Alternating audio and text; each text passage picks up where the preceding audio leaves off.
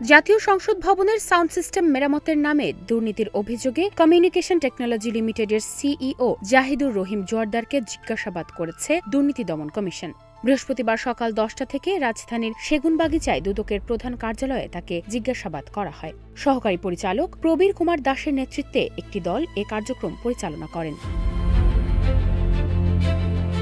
দুদক জানায়, বিগত সরকারের প্রভাবশালী মহলের সঙ্গে যোগসাজশে বিভিন্ন সরকারি দপ্তরে সরঞ্জাম সরবরাহের নামে শত শত কোটি টাকা আত্মসাৎ, নিম্নমানের কাজ দেখিয়ে বিল উত্তোলন এবং হুন্ডির মাধ্যমে অর্থ পাচারের অভিযোগ রয়েছে ঠিকাদার জাহিদুরের বিরুদ্ধে।